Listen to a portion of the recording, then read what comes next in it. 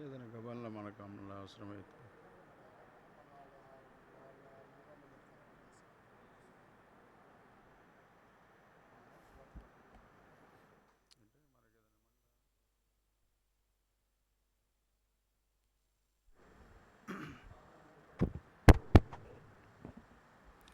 ప్రార్థన చేసుకుందాం. ప్రేమగల మా ప్రియమైన పరలోకపు తండ్రి, మహోన్నతుడైన దేవ, సర్వకృపానిధి, నీతి న్యాయములు కలిగిన వాడ, సర్వాధికారి, మహిమా స్వరూపుడా, సమస్తమును బాగుగా చేయి మా తండ్రి. మీ ప్రియకుమారుడు మా సొంత రక్షకుడైన యేసుక్రీస్తు ప్రభు ఘనమైన శ్రేష్టమైన ఉన్నతమైన నామములో మీ పాదములకు దేవా వందనాలు స్తోత్రాలు చెల్లిస్తూ ఘనపరుస్తూ మహింపరుస్తూ పూజిస్తూ ఉంటున్నాం.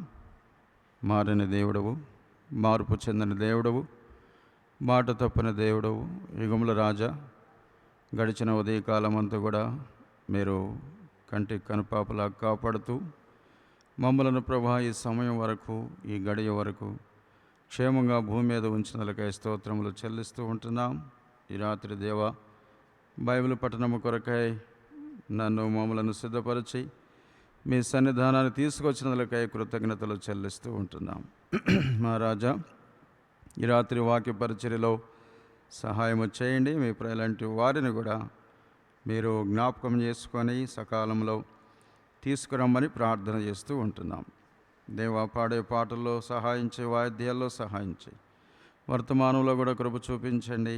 మీ ప్రియులంటి వారిని అనేకులు తీసుకొని రండి, మార్గంలో ఉన్న వారిని తీసుకొని రండి. ప్రభు, ఎక్కడ ఈ రాత్రి నాయన బైబిల్ స్టడీ జరగనైనదో ఆ స్థలాల్లో కూడా మీరుండమని ప్రార్థన చేస్తూ ఉంటున్నాం. మీ సన్నిధిలో నాయన ప్రభు మాతో కూడా మీ పరిశుద్ధాత్మను తోడుగా ఉంచండి. శత్రువు కార్యాన్ని బంధించండి. దృశ్య అదృశ్య రీతిగా పనిచేయనైన సాతాను క్రియలను యేసుక్రీస్తు నామములో బంధిస్తూ ఉంటున్నాం. మీరును బంధించండి దేవా, కరుణించండి, కృప చూపించండి, మేలుకై జ్ఞాపకం చేసుకోమని ప్రార్థన చేస్తూ ఉంటున్నాం. అన్ని విషయాల్లో సహాయపడతారని నమ్ముతూ మేము బలహీనలను ఒప్పుకుంటూ బలపరచమని, బలవంతుడు అయిన దేవుడుగా ఉన్న మీ వైపు మా కన్నులు ఎత్తుతూ, మా చేతులు ఎత్తుతూ మిమ్మల్ని ఘనపరుస్తూ వచ్చిన వారిని బట్టి స్తోత్రములు రావలసిన వారిని త్వరపెట్టి నడిపించి మహిమను పొందమని యేసు ప్రభు నామములో ప్రార్థించి స్తుతించి అడిగి వేడుకుంటున్నాం మా తండ్రి, ఆమెన్.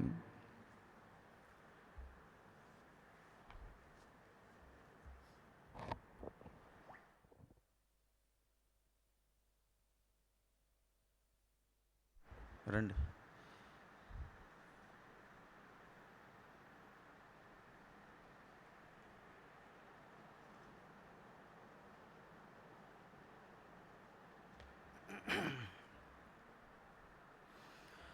పాట సంఖ్య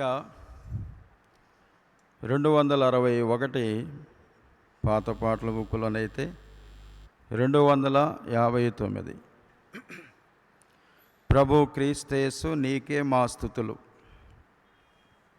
261 పాత పాటల బుక్కులోనైతే 259. ప్రభు క్రీస్తేసు నీకే మా స్తుతులు.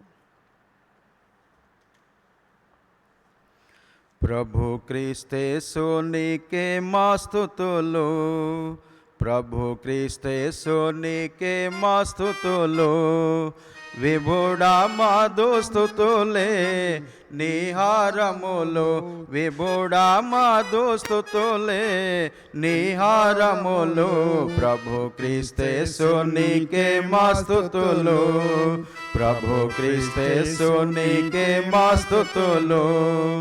నీ దేవుండైనట్టి నేను నీకు నిత్యం తోడయ్యున్నాను, నీ దేవుండైనట్టి నేను నీకు నిత్యం తోడయ్యున్నాను, నీకేమీయో తక్కువ కాదన్న ప్రియుడా, నీకేమీయో తక్కువ కాదన్న ప్రియుడా.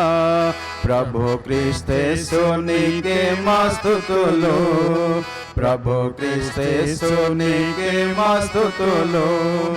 మునుపటి కంటే అధికమైన మేలులను మీకు కలుగజేసెదను, మునుపటి కంటే అధికమైన మేలులను మీకు కలుగజేసెదను అని ప్రోత్సహించిన మా క్రీస్తు ప్రభువా, అని ప్రోత్సహించిన మా క్రీస్తు ప్రభువా. ప్రభు క్రీస్తేసు నీకే మా స్తుతులు, ప్రభు క్రీస్తేసు నీకే మా స్తుతులు. విస్తార వెండి బంగారం ఎంతో ఉన్నది పని ప్రారంభించి, విస్తార వెండి బంగారం ఎంతో ఉన్నది పని ప్రారంభించి, మందిరమును కట్టించు మని నా ప్రభువా, మందిరమును కట్టించు మని నా ప్రభువా. ప్రభు క్రీస్తేసు నీకే మా స్తుతులు, ప్రభు క్రీస్తేసు నీకే మా స్తుతులు. నా సంగమును నే కట్టెదాను, నాతో మీరు జత పనివారని నా సంగమును నే కట్టెదాను, నాతో మీరు జత పనివారని వింతైన మా ప్రధాన శిల్పి క్రీస్తు, వింతైన మా ప్రధాన శిల్పి క్రీస్తు. ప్రభు క్రీస్తేసు నీకే మా స్తుతులు, ప్రభు క్రీస్తేసు నీకే మా స్తుతులు. పర్వతములానికి మీరు మ్రానులందించి నా మందిరమును, పర్వతములానికి మీరు మ్రానులందించి నా మందిరమును నిర్మించిన సంతోషింతు ననేనా, నిర్మించిన సంతోషింతు ననేనా. ప్రభు క్రీస్తేసు నీకే మా స్తుతులు, ప్రభు క్రీస్తేసు నీకే మా స్తుతులు. సంధ్యారాగా చంద్రబింబం సూర్యకాంతి కళలను మెరిసేటి, సంధ్యా సూర్యకాంతి కళలను మెరిసేటి, సంగముగా మమ్ముల రూపించేదానన్న, సంగముగా మమ్ముల రూపించేదానన్న. ప్రభు క్రీస్తేసు నీకే మా స్తుతులు, ప్రభు క్రీస్తేసు నీకే మా స్తుతులు. ఆ దివ్య భాగ్యం మాకెప్పుడు వింతైన నీ రాకడ నాశించి, ఆ దివ్య భాగ్యం మాకెప్పుడు వింతైన నీ రాకడ నాశించి, వేచియున్న మిలలో ప్రాణ ప్రియుడా, వేచియున్న మిలలో ప్రాణ ప్రియుడా. ప్రభు క్రీస్తేసు నీకే మా స్తుతులు, ప్రభు క్రీస్తేసు నీకే మా స్తుతులు. విభుడా మా స్తుతులే నిహారములు, విభుడా మా స్తుతులే నిహారములు. ప్రభు క్రీస్తేసు నీకే మా స్తుతులు, ప్రభు క్రీస్తేసు నీకే మా స్తుతులు.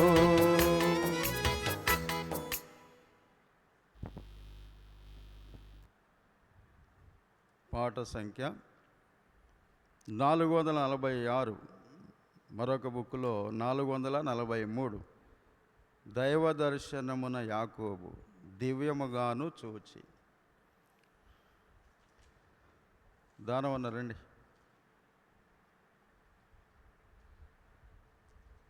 దైవ దర్శనమున యాకోబు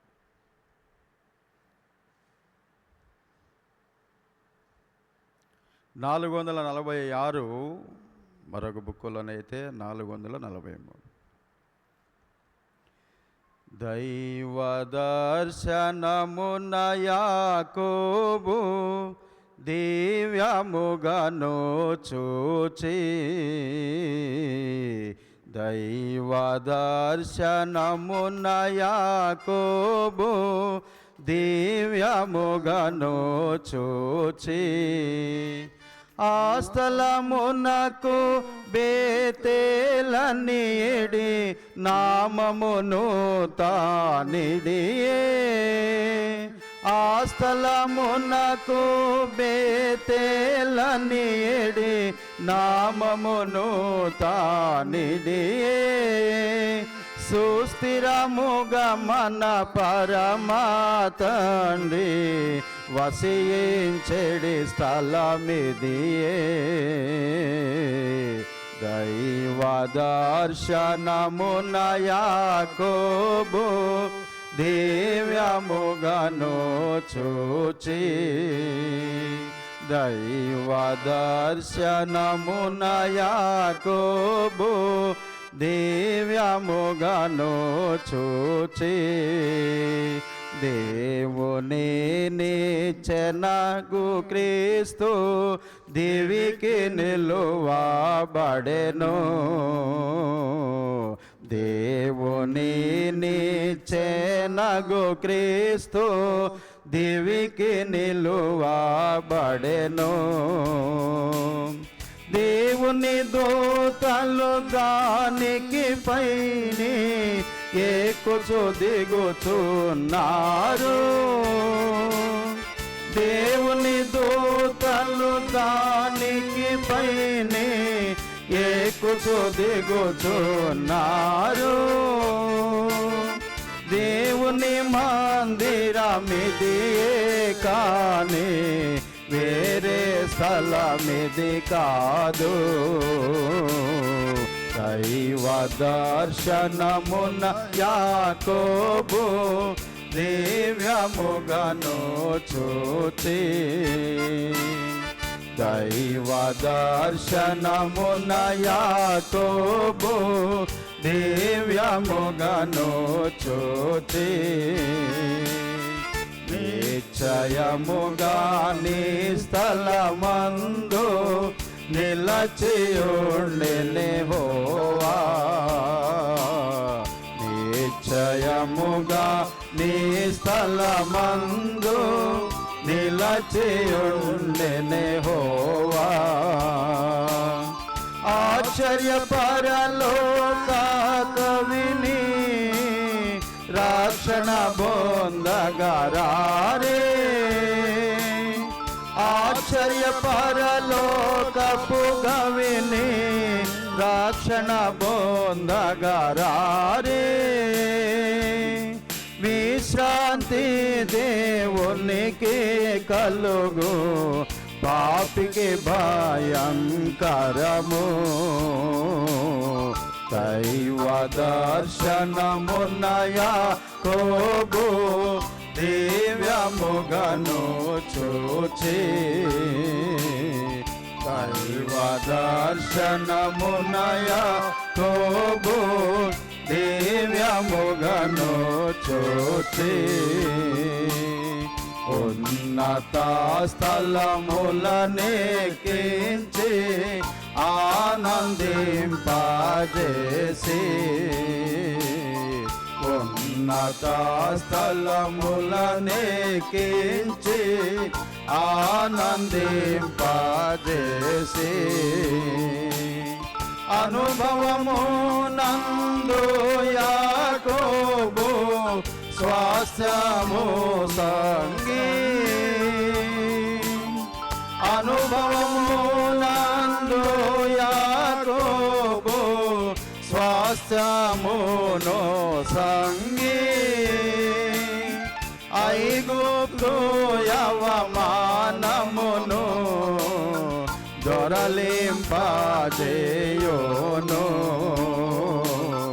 దైవ దర్శనమున యాకోబు దివ్యముగను చూచి దైవ దర్శనమున యాకోబు దివ్యముగను చూచి పర్వతములు తాతారిల్లి తొలగిపోయినాను పర్వతములు తాతారిల్లి తొలగిపోయినాను సర్వదా తన కృపతోడై నిన్ను నడిపించును సర్వదా తన కృపతోడై నిన్ను నడిపించును పూర్వమందు పలికిన మాటల నిర్వహించును నీలో దైవ దర్శనమున యాకోబు దివ్యముగను చూచి దైవ దర్శనమున యాకోబు దివ్యముగను చూచి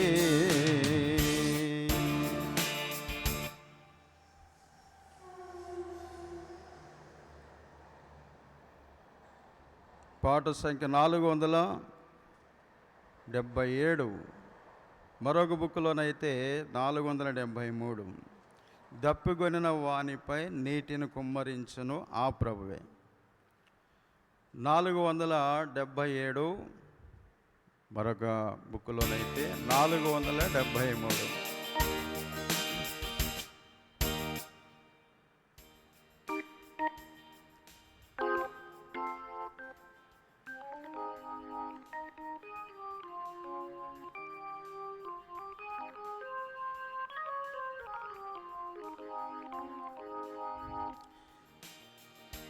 దప్పిగొనిన వానిపై కుమ్మరించును ఆ ప్రభువే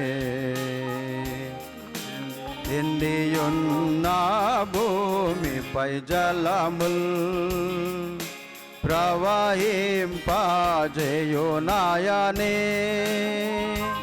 ఎండియున్న భూమిపై జలముల్ ప్రవహింపజేయునాయనే వడిగల జలములలో దారిన్ నిర్మించును ఆ ప్రభువే వడిగల జలములలో దారిన్ నిర్మించును ఆ ప్రభువే అడవులలో రాజా బాటలను స్థాపించును మన ప్రభువే అడవులలో రాజా బాటలను స్థాపించును మన ప్రభువే దప్పిగొనిన వానిపై నీటి కుమ్మరించును ఆ ప్రభువే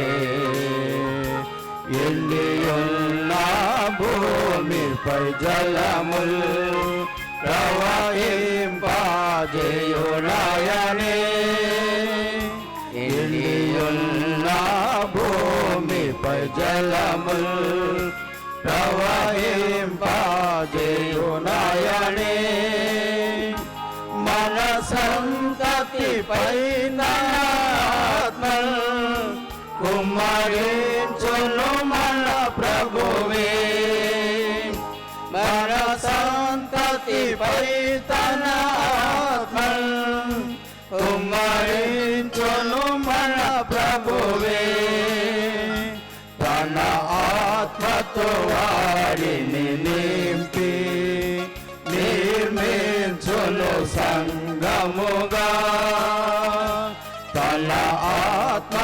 వారిని నింపి నిర్మించును సంగముగా దప్పికొని వాణిపై నీటి కుమ్మరించును ఆ ప్రభువే ఎండియున్న భూమిపై జలములు ప్రవహింపజేయునాయనే ఎండియున్న భూమిపై జలములు ప్రవహింపజేయునాయనే నీటి కాలువల యొద్ద నిరవండి చెట్ల వలె నీటి కాలువల యొద్ద నిరవండి చెట్ల వలె గాడిలో ఎదుగునాట్లు వారు వర్ధిల్లెదరు గాడిలో ఎదుగునాట్లు వారు వర్ధిల్లెదరు దప్పికొని వానిపై నీటిని కుమ్మరించును ఆ ప్రభువే ఎండియున్న భూమిపై జలములు ప్రవహింపజేయునాయనే ఎండియున్న భూమిపై జలములు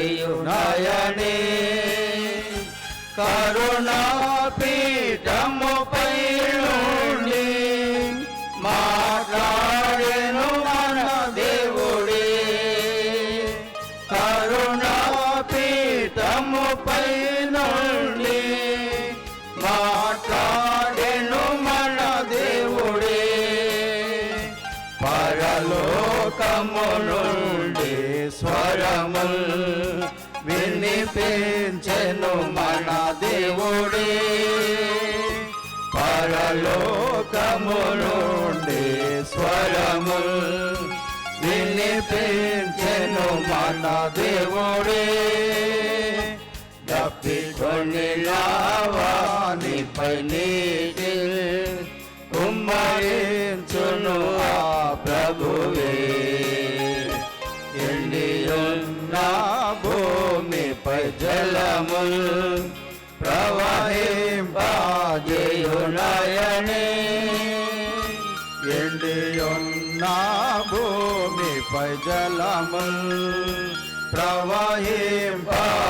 ప్రవహింపజేయునాయనే ఆకాశము తెరువబడగా మాట్లాడెను మన దేవుడే ఆకాశము తెరువబడగా మాట్లాడెను మన దేవుడే ఒక శబ్దము చేతన సుతుని ఘనపరచెను మన దేవుడే ఒక శబ్దము చేతన సుతుని ఘనపరచెను మన దేవుడే దప్పికొని వానిపై నీటిని కుమ్మరించును ఆ ప్రభువే ఎండియున్న భూమిపై జలములు ప్రవహింపజేయునాయనే ఎండియున్న భూమిపై జలములు ప్రవహింపజేయునాయనే మందసము దేవుని ప్రజలు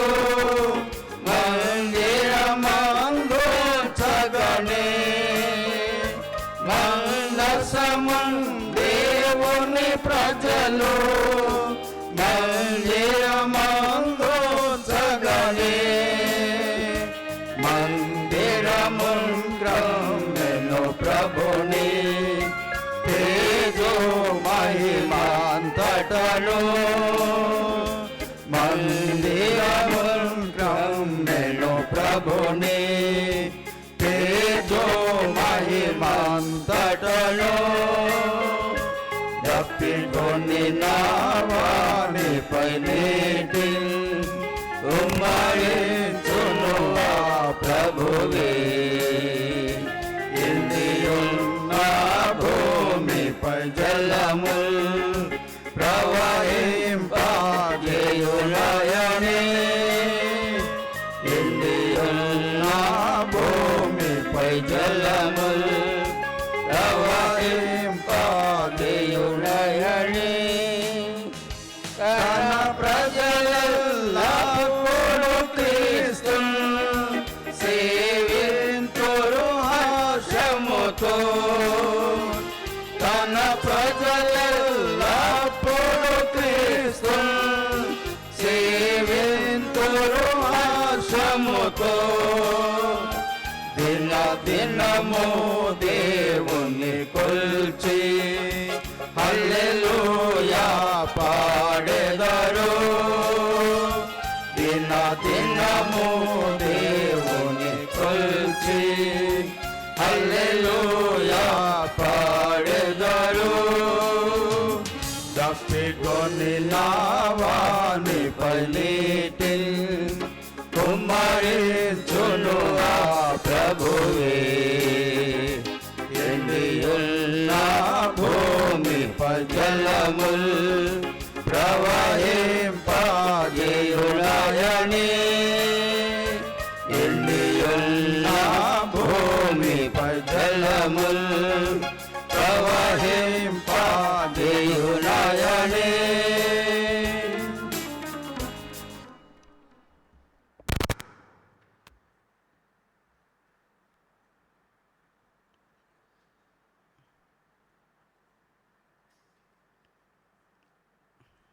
మొదటి తెస్సలోనికలు 2వ అధ్యాయం 13వ వచనాన్ని మనమందరము కలిసి చదువుకుందాం. మొదటి తెస్సలోనికలు 2వ అధ్యాయం 13వ వచనాన్ని మనమందరము కలిసి చదువుకుందాం.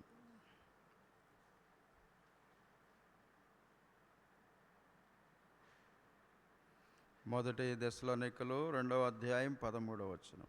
ఆ హేతువు చేతను మీరు దేవుని గురించిన వర్తమాన వాక్యము మా వలన అంగీకరించినప్పుడు మనుషుల వాక్యమని ఎంచక అది నిజముగా ఉన్నట్టు దేవుని వాక్యమని దానిని అంగీకరించితిరి గనుక మేమును మానక దేవునికి కృతజ్ఞతాస్తులు చెల్లించుచున్నాము. ఆ వాక్యమే విశ్వాసులైన మీలో కార్యసిద్ధి కలుగజేయుచున్నది. ప్రార్థన చేసుకుందాం. ప్రేమగల తండ్రి, తిరిగి నాయన మీ పాదముల చెంతకు వస్తూ ఉంటున్నాం. పాటల ద్వారా, వాయిద్యముల ద్వారా మీ నామాన్ని ఘనపరుస్తూ వచ్చాం. ప్రభువా, మరి ఈ సమయంలో మీ వాక్యము కొరకు ఆశతో, ఆరాటముతో, ఆకలితో, దాహముతో వచ్చి ఉన్నాం. మా ఆకలిని, మా దాహాన్ని మీ వాక్యము ద్వారా తీర్చండి. చదవబడిన లేఖన భాగాలను బట్టి మీకెంతో వందనాలు చెల్లిస్తూ ప్రభువా మిమ్మల్ని ఘనపరుస్తూ మహింపరుస్తూ ఉంటున్నాం. వచ్చిన వారిని బట్టి కూడా స్తోత్రములు చెల్లిస్తూ ఉంటున్నాం. రావలసిన వారిని కూడా త్వరపెట్టి నడిపించండి. మీ సన్నిధి మాతో ఉంచండి. మీ దాసుడు బలహీనుడు, దేవా కనికరించండి. బలమైన మీ ఆత్మతో, బలమైన మీ మాటలతో నింపి నడిపించి మహిమను పొందండి. మీ సహాయమును ఆశిస్తూ మీ వైపు చూస్తూ యేసుక్రీస్తు ఘననామములో ప్రార్థించి స్తుతించి అడిగి వేడుకుంటున్నాం మా తండ్రి. ఆమేన్.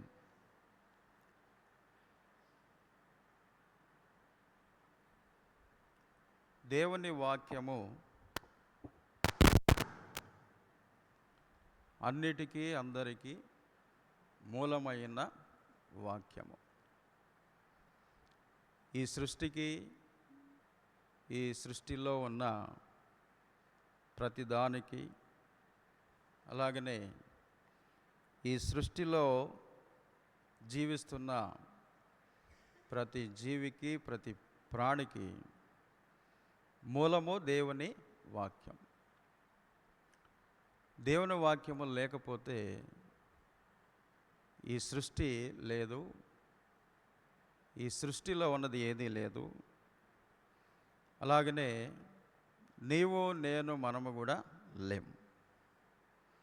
మనం ఉన్నాము అంటే ఈ సృష్టిలో సర్వము ఉన్నది అంటే దేవుని వాక్యము మూలముగానే, దేవుని వాక్యము ద్వారానే ఉన్నవి. మనం ఎబ్రీ పత్రిక 11వ అధ్యాయంలో 2వ వచనములో 3వ వచనంలో చూడగలుగుతాం. ఏమనంటే ప్రపంచములు దేవుని వాక్యము వలన నిర్మాణము చేయబడి ఉన్నవి అని. దేవుని వాక్యము వలన నిర్మాణము చేయబడి ఉన్నవి. ప్రపంచము కానివ్వండి, ప్రపంచములో ఉన్న ఏదైనా కానివ్వండి, ప్రపంచములో ఉన్న మనుషులు కానివ్వండి, సర్వము సమస్తము దేవుని వాక్యము మూలముగా నిర్మాణము చేయబడుతూ వచ్చినవి. అలాగనే మనమును దేవుని వాక్యం మూలముగా నిర్మాణము చేయబడిన వారు. అందుకనే భక్తుడైన దావీదు తన 33వ కీర్తన 6వ వచనంలో ఇలా అంటూ వచ్చాడు. ఏమంటూ వచ్చాడంటే చూడండి, 33వ కీర్తన 6వ వచనం. 33వ కీర్తన 6వ వచనం. యెహోవా వాక్కు చేత ఆకాశములు కలిగెను. చూసారా? యెహోవా వాక్కు చేత ఆకాశములు కలిగెను, ఆయన నోటి ఊపిరి చేత వాటి సర్వ సమూహము కలిగెను. కేవలము ఆయన వాక్కు చేతనే, అనగా ఆయన వాక్యము చేతనే ఆకాశములు కలిగెను, వాటి సర్వ సమూహములు కలిగెను. దీన్ని బట్టి మనం చూస్తే దేవుని వాక్యము లేనిది ఆకాశము లేదు, వాటి సర్వ సమూహములు లేవు. అలాగనే ఈ లేఖన భాగాన్ని బట్టి మనం చూస్తే ఆకాశము క్రింద భూమి మీద నీవు నేను లేము. మనుషుల్లో ఏ ఒక్కరు కూడా లేరు దేవుని వాక్యము లేకపోతే. కాబట్టి అందరూ ఉన్నారు అంటే, అన్నీ ఉన్నాయి అంటే దేవుని వాక్యము ద్వారానే అన్నీ ఉన్నాయి, అందరూ ఉన్నారు. దేవుని వాక్యము ద్వారానే సమస్తము నిర్మాణము చేయబడుతూ వచ్చినవి. దేవుని వాక్యం అనేది ఈ సృష్టికి ఒక పునాది లాంటిది. దేవుని వాక్యము అనేది ఈ భూమి మీద జీవిస్తున్న ప్రతి మానవునికి కూడా ఒక పునాది లాంటిది. కాబట్టి దేవుని వాక్యమును గురించి ఈ బైబిల్ గ్రంథంలో భక్తులు రకరకాలుగా రాస్తూ వచ్చారు.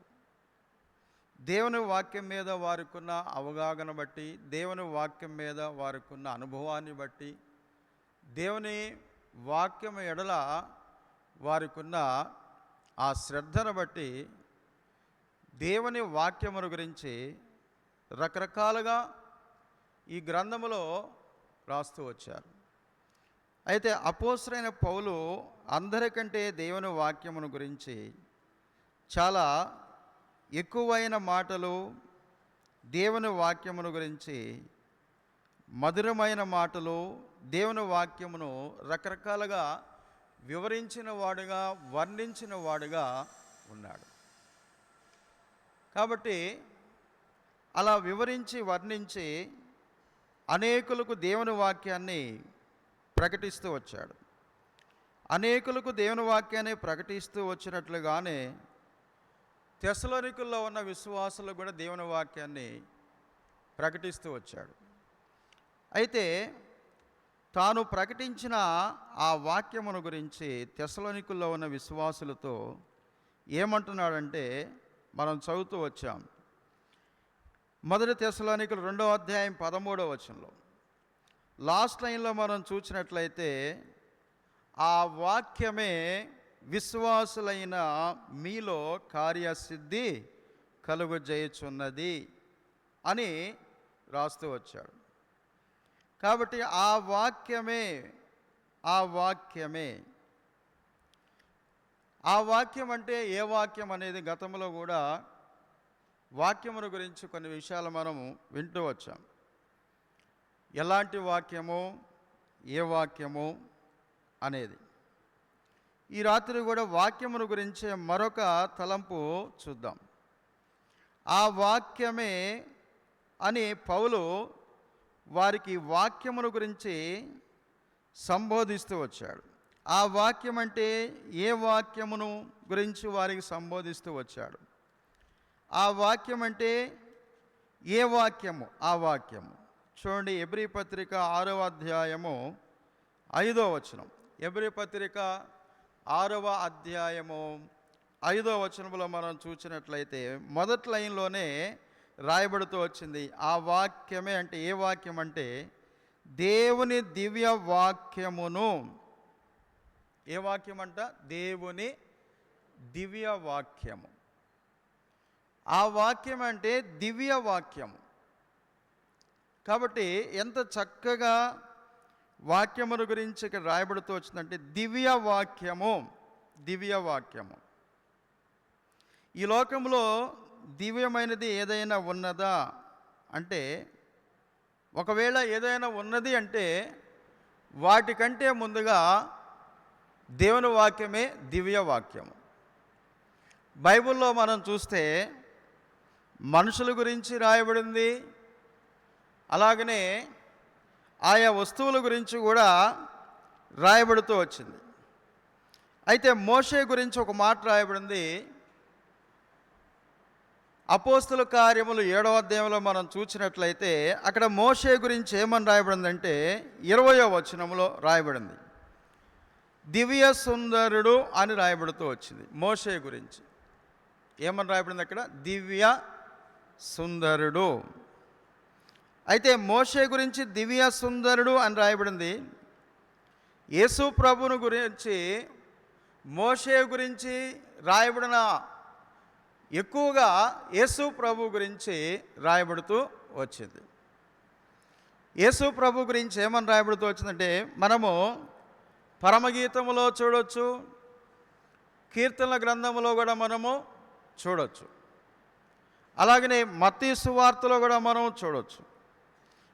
యేసు ప్రభుని గురించి ఏమనంటే మోషే కంటే గొప్పవాడు లేక ఘనుడు, మోషే కంటే అతి సుందరుడు అని కూడా యేసు ప్రభు గురించి రాయబడింది. అయితే ఇక్కడ మోషే గురించి ఏమని రాయబడింది? దివ్య సుందరుడు అని రాయబడింది. ఇది మొదటి తలంపు. ఇలాంటి పదాలు బైబిల్లో కొన్ని మనం చూడగలుగుతాం.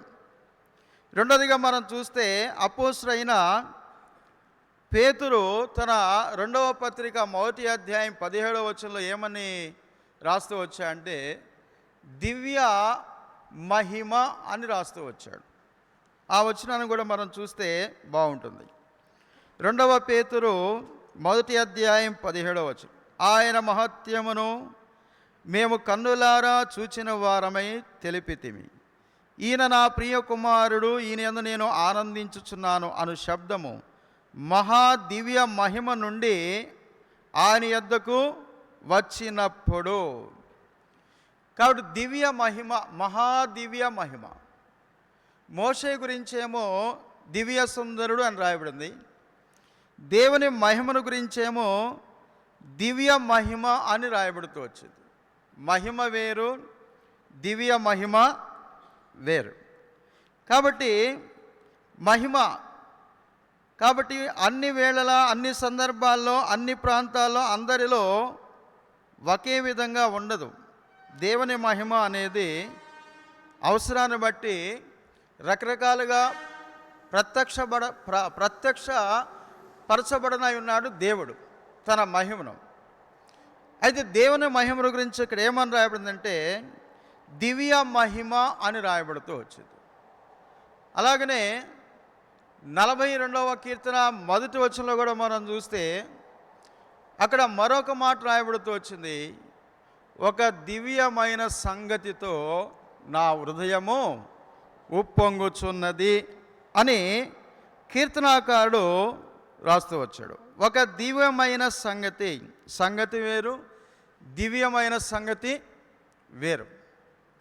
కాబట్టి సంగతి అనే ఆ మాట కంటే దివ్యమైన సంగతి అది ఎంతో ఆనందకరమైనదిగా ఉండేది, సంతోషకరమైనదిగా ఉండేది.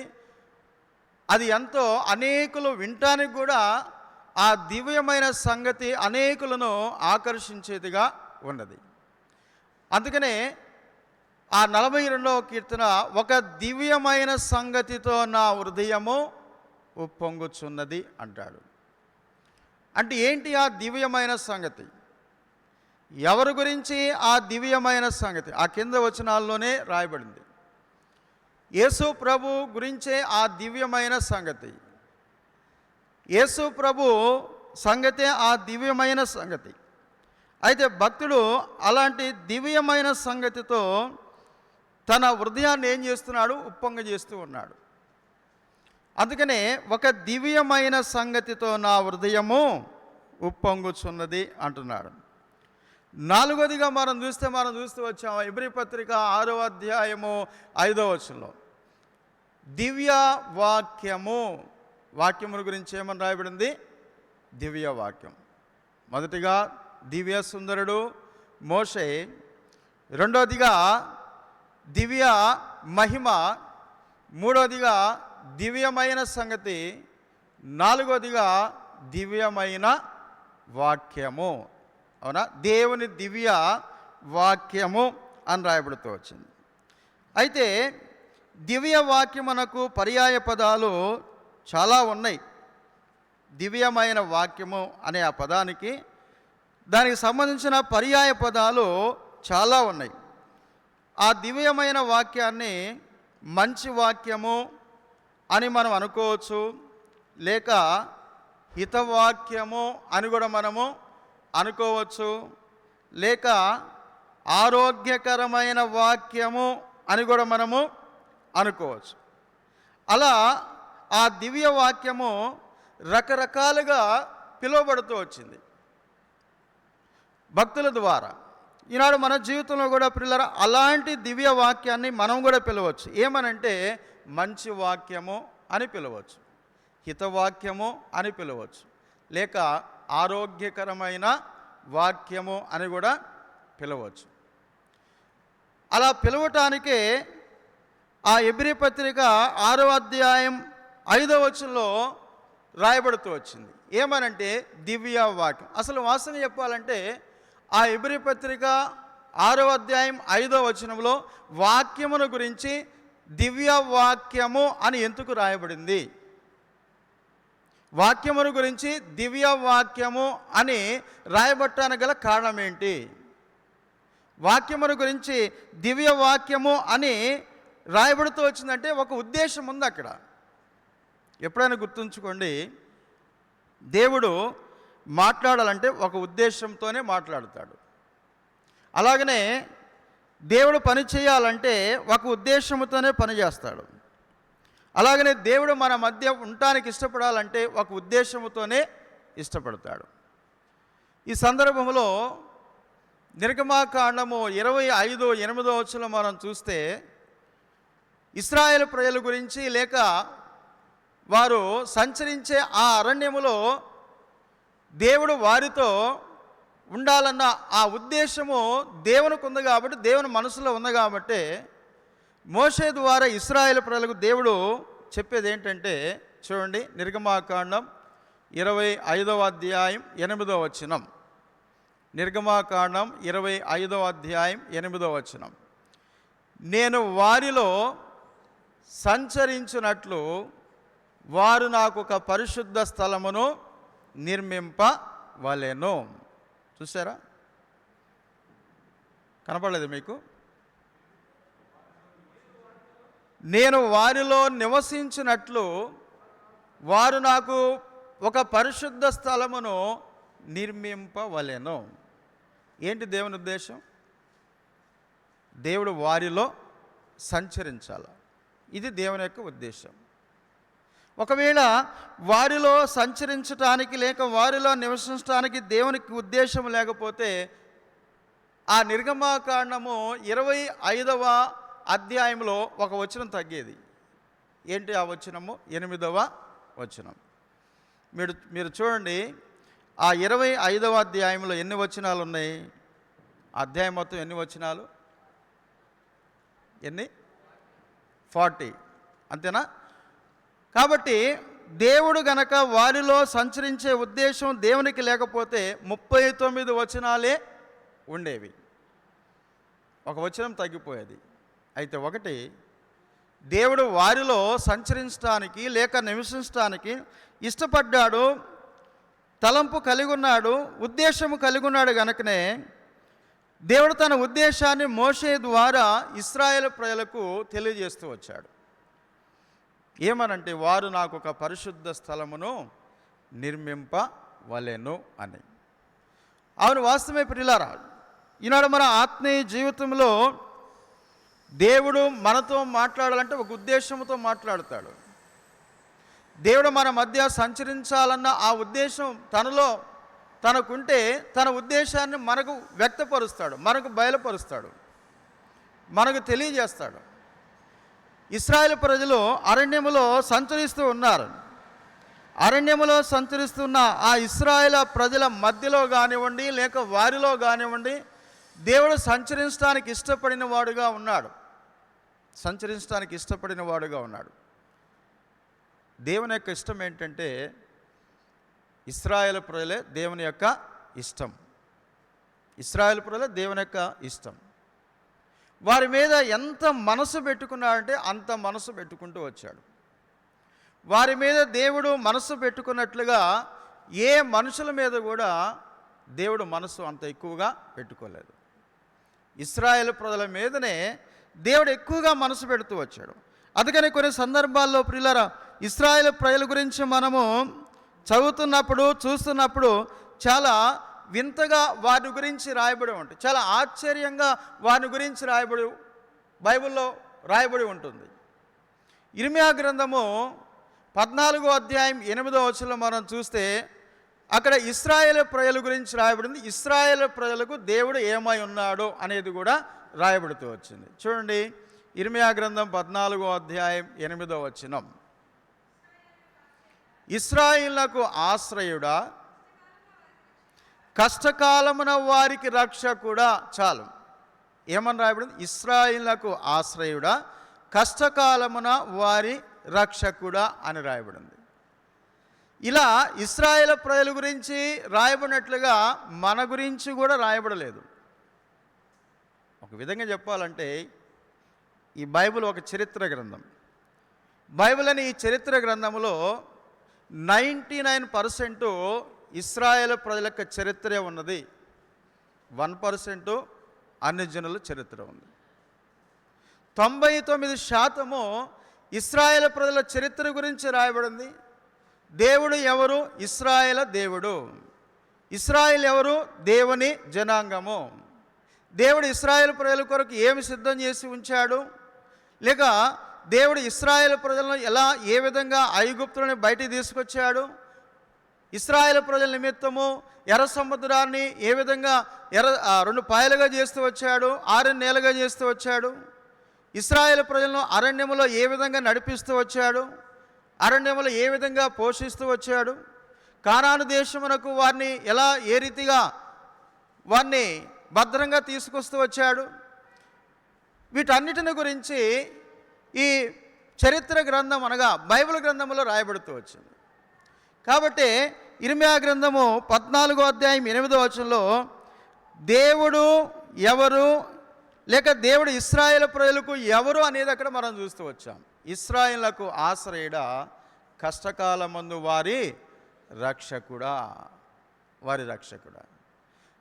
కాబట్టి ఇలాంటి ఇష్టమైన ప్రజల మధ్య ఆయన సంచరించడానికి ఒక ఉద్దేశం, ఒక తలంపు కలిగి ఉన్నాడు గనుకనే నిర్గమాకాండము 25వ అధ్యాయం 8వ వచనంలో ఆ మాట రాయబడింది. ఏమనంటే, నేను వారిలో సంచరించినట్లుగా వారు నాకు ఒక పరిశుద్ధ స్థలమును నిర్మింపవలెను. ఇది దేవుని యొక్క ఉద్దేశం. ఇలాంటివి ఎన్నో ఉన్నాయి దేవునికి, వారి పట్ల కావచ్చు, లేక మన పట్ల కూడా కావచ్చు. అయితే తన ఉద్దేశాన్ని కొన్ని సందర్భాల్లో వాక్య రూపంలో తెలియజేస్తాడు, కొన్ని సందర్భాల్లో తన దాసుల ద్వారా తెలియజేస్తాడు తన ఉద్దేశాన్ని. కాబట్టి తనకు ఏ ఉద్దేశం లేకుండా అక్కడ ఎవరిని గురించి మాట్లాడాడు, ఏ ఉద్దేశం లేకుండా ఏమీ చేయడు, ఎవరికి ఏ ఉద్దేశం లేకుండా అక్కడ దేవుడు సంచరించడానికి ఇష్టపడడు. అయితే ప్రియులారా, ఆ హెబ్రీ పత్రిక 6వ అధ్యాయము 5వ వచనంలో దేవుని వాక్యమును గురించి దివ్య వాక్యము అని రాయబడుతూ వచ్చినట్టు ఒక ఉద్దేశం ఉంది. ఆ ఉద్దేశం ఏంటో మనము చూద్దాం. కాబట్టి దేవుని వాక్యమును గురించి దివ్య వాక్యము అని రాయబట్టడానికి గల కారణం ఏంటంటే, దివ్య వాక్యమును నమ్మిన వారు, దివ్య వాక్యమును అంగీకరించిన వారు, దివ్య వాక్యమును చేపట్టిన వారు, అంత మాత్రమే దివ్య వాక్యమును రుచించిన వారు వారి జీవితంలో ఏమైపోతూ వచ్చారంటే తప్పిపోతూ వచ్చారు. ఇప్పుడు మనం ఆ 5, 6 వచనాలు చదివితే అర్థమవుతుంది. చూడండి, హెబ్రీ పత్రిక 6వ అధ్యాయం 5, 6 వచనాలు. దేవుని దివ్య వాక్యమును రాబో యుగ సంబంధమైన శక్తుల ప్రభావమును అనుభవించిన తరువాత, అక్కడ గమనించండి, అనుభవించిన 3 అని అంకుంది కదా, కింద పుట్టినోట్లు చూడండి, రుచించిన లేక రుచి చూచిన తరువాత. అవునా? దేవుని వాక్యమును వారు రుచి చూస్తూ వచ్చారు. దేవుని వాక్యమును రుచి చూచిన వారు ఏమైపోతూ వచ్చారంటే, ఆ 6వ వచనంలో రాయబడినట్లుగా తప్పిపోయిన వారు అని రాయబడింది. తలంపు ఏంటంటే ప్రియులారా, ఇక్కడ వాక్యమును గురించి దివ్య వాక్యము అని రాయబట్టానికి గల ఉద్దేశం ఏంటంటే, తప్పిపోయిన వారిని లేక తప్పిపోయిన వారిని గురించి హెబ్రీ పత్రిక 6వ అధ్యాయంలో 6వ వచనంలో అపోస్తలుడైన పౌలు రాస్తూ వచ్చాడు. అంటే ఎవరు తప్పిపోయారు, ఎలాంటి వారు తప్పిపోయారు? ఎలాంటి వారు అంటే, దివ్య వాక్యమును రుచి చూచిన వారు తప్పిపోయారు. దివ్య వాక్యమును రుచి చూచిన వారు తప్పిపోయారు. వాస్తవంగా చెప్పాలంటే దివ్య వాక్యమును రుచి చూచిన వారు తప్పిపోకూడదు కూడా. ఎందుకో తెలుసా? దివ్య వాక్యము అనేది ఎంతో రుచికరమైనది. దివ్య వాక్యం అనేది ఎంతో రుచికరమైనది కాబట్టి రుచి చూచి అని అక్కడ రాయబడుతూ వచ్చింది. ఎంత రుచికరమైందంటే దేవుని దివ్య వాక్యము 119వ కీర్తన 103వ వచనం చదవండి. నీ వాక్యములు నా జీవకు ఎంతో మధురములు, అవి నా నోటికి తేనె కంటే తీపిగా ఉన్నవి. దివ్య వాక్యముల గురించి రాయబడింది. ఏమనంటే, నీ వాక్యములో నా జీవకు ఎంతో మధురములు. ఇప్పుడు మధురమైన పిండి పదార్థాలు, మధురమైన భోజన పదార్థాలు రుచి చూచిన వారు మధురము కాని పిండి పదార్థాలు, మధురము కాని భోజన పదార్థాలు తినడానికి ఇష్టపడతారా? ఇష్టపడరా? మళ్ళీ చెప్పమంటారా?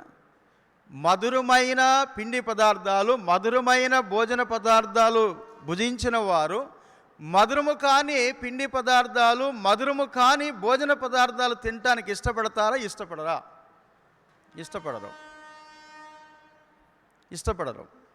ఎందుకంటే వాటికంటే ముందుగా మధురమైన వాటిని భుజించారు కాబట్టి, మధురమైన వాటిని రుచించారు కాబట్టి, మధురము కాని వాటిని వారు భుజించడానికి ఇష్టపడరు. కాబట్టి దేవుని వాక్యము అది ఎంతో మధురమైనది. అది ఎంత మధురమైనది లేక దేనికంటే మధురమైనది అనేది ఆ కింద లైన్లో రాయబడింది. మరొక చాటు కూడా రాయబడుతూ వచ్చింది. 19వ కీర్తన 10వ వచనం. 19వ కీర్తన 10వ వచనం. 19వ కీర్తన 10వ వచనం. అవి బంగారు కంటేను, విస్తారమైన మేలిమి బంగారు కంటేను కోరదగినవి, తేనె కంటేను, జుంటె తేనె దారుల కంటేను మధురమైనవి. చూసారా? తేనె కంటేను, జుంటె తేనె దారుల కంటే మధురమైనది. తేనె వేరు, జుంటె తేనె వేరు. తేనె కంటే జుంటె తేనె చాలా మధురంగా ఉంటుంది. అయితే జుంటె తేనె కంటే మధురమైంది దివ్యవాక్యం. దివ్యవాక్యము కంటే మధురమైంది ఈ లోకములో ఎక్కడా లేదు, ఎక్కడా లేదు. అది ఎలాంటి స్వీట్ షాప్ అయినా కావచ్చు. మన ఆంధ్రప్రదేశ్లో, తెలంగాణలో sweet shop famous Pulla Reddy sweet. అవునా? పుల్లారెడ్డి స్వీట్ మన ఆంధ్రప్రదేశ్లో కావచ్చు, లేకపోతే తెలంగాణలో కావచ్చు, ఇంకెక్కడైనా కావచ్చు. చాలామంది కూడా ఏం చేస్తారంటే ఆ పుల్లారెడ్డి స్వీట్స్ కొనుక్కొని స్టేట్కి కూడా పంపిస్తూ ఉంటారు. అంటే అంత మధురంగా ఉంటుందని. అంత మధురంగా. పుల్లారెడ్డి స్వీట్ కంటే మధురమైనది దేవుని వాక్యం. లేకపోతే బెంగళూరు అయ్యవారం స్వీట్ కంటే మధురమైనది దివ్యవాక్యం. అన్నిటికంటే మధురమైనది దివ్యవాక్యం. అందుకని అక్కడ రాయబడింది, తేనె కంటేనో, జుంటె తేనె దారుల కంటేనో ఏంటది? మధురమైనది దేవుని వాక్యము. మధురమైనది దేవుని వాక్యం. అందుకనే 62వ కీర్తనలో దావీదు ఒక మాట అన్నాడు దేవుని వాక్యమును గురించి, ధర్మశాస్త్రమును గురించి. ఏమన్నాడంటే, దయచేసి రండి, 63వ కీర్తన, 63వ కీర్తన చదవండి, 4వ వచనం. నా మంచం మీద నిన్ను జ్ఞాపకము చేసుకొని రాత్రి జాములేదు నిన్ను ధ్యానించినప్పుడు క్రొవ్వు మెదడు నాకు దొరికినట్లుగా నా ప్రాణము తృప్తి పొందుచున్నది. చాలు. కాబట్టి ఆ మాట గమనించండి. ఏంటి ఆ మాట అంటే, క్రొవ్వు మెదడు నాకు దొరికినట్లుగా నా ప్రాణము తృప్తి పొందుచున్నది అని అంటాడు. చూడండి ప్రియులారా, దివ్యమైన వాక్యముల గురించి ఎంత చక్కగా రాయబడుతూ వచ్చినంటే, కాబట్టి ఆ దివ్యమైన వాక్యము ప్రాణమును తృప్తిపరిచేది. అంత మాత్రమే కాదు, మన జీవకు మధురము. అది దేనికంటే మధురం అంటే, తేనె కంటేనో, జుంటె తేనె దారుల కంటేనో మధురమైన వాక్యం. ఆ మధురమైన వాక్యమును రుచించి, అనుభవించి, ఆ మధురమైన వాక్యమును రుచించిన వారు, అనుభవించిన వారు చివరికి ఏమైపోయారంటే తప్పిపోయారు అని రాయబడుతూ వచ్చింది. ఆ మాట మళ్ళీ చదవండి. ఎబ్రీ పత్రిక 6వ అధ్యాయం 5, 6 వచనాలు. దేవుని దివ్య వాక్యమును రాబో యుగ సంబంధమైన శక్తుల ప్రభావమును అనుభవించిన తరువాత తప్పిపోయిన వారు. చాలు. అనుభవించిన తర్వాత తప్పిపోయిన వారు. దేన్ని అనుభవించిన తర్వాత? రుచించిన తర్వాత తప్పిపోయిన వారు. దేన్ని రుచించిన తర్వాత? దివ్య వాక్యమును, మధురమైన వాక్యమును రుచించి తప్పిపోయిన వారు. వాస్తవంగా చెప్పాలంటే తప్పిపోకూడదు, కానీ తప్పిపోయారు. తప్పిపోయారంటే ఎవరు తప్పిపోయారు? దేవుని వాక్యమును రుచించని వారు తప్పిపోయారంటే అది వేరే విషయం.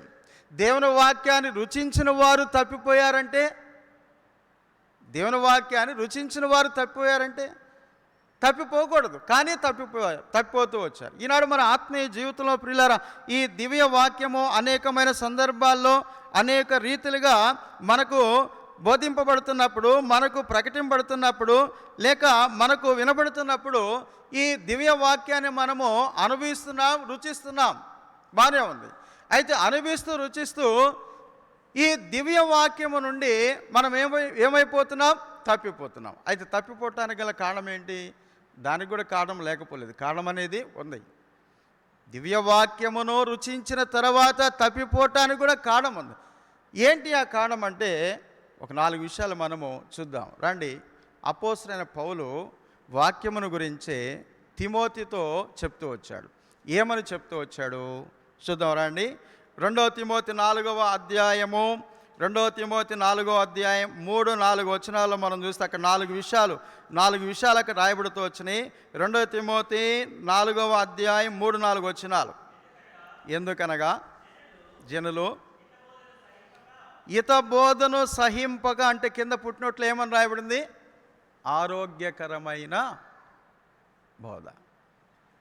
జనులు హితబోధను సహింపక దురద చెవులు గలవారై, ఇది మొదటిగా.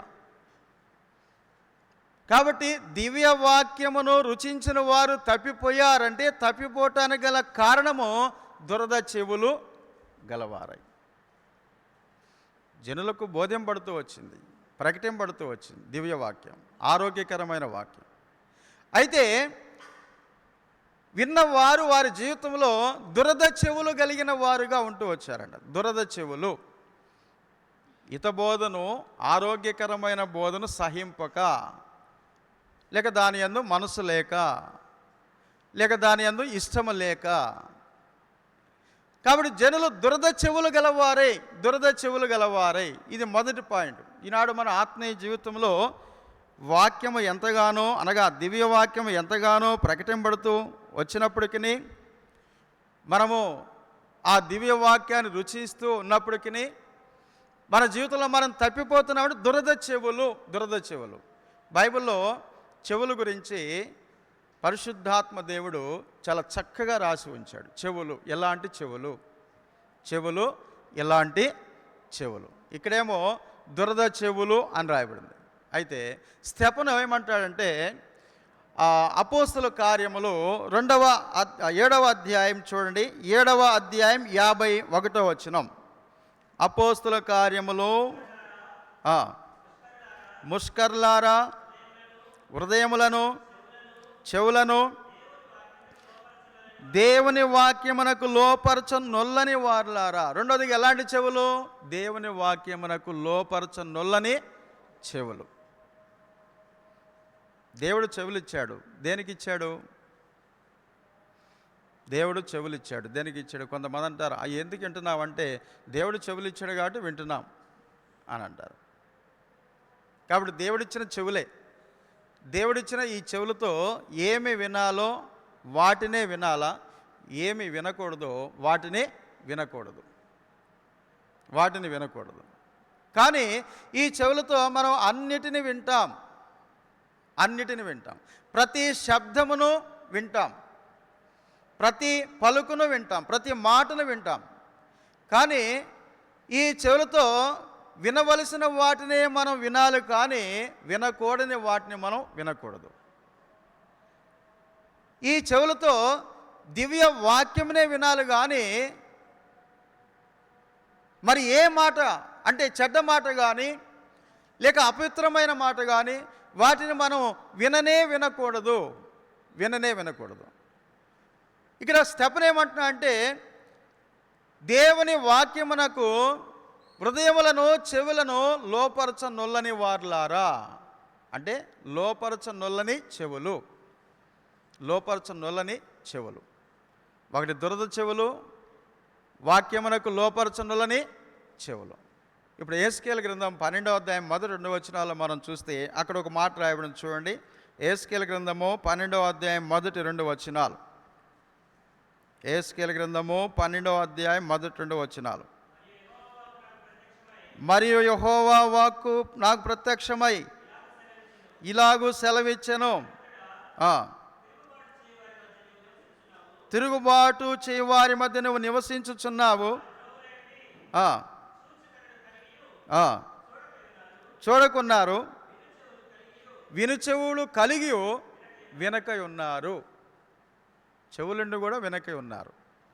చూడండి, అక్కడ దురద చెవులే కాదు, లోపరచనొల్లని చెవులే కాదు, చెవులు కలిగుండి కూడా విననివారుగా ఉన్నారు. కొంతమంది కూర్చుంటారు కానీ విన్నట్టే ఉంటారు, కానీ వినరు.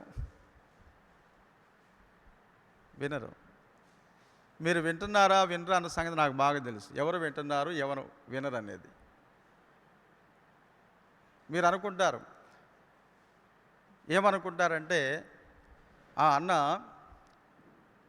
నా గురించి వింటున్నారులే అనుకుంటాడులే అని మీరు అనుకుంటారు. కానీ నేను అందరం నమ్మను.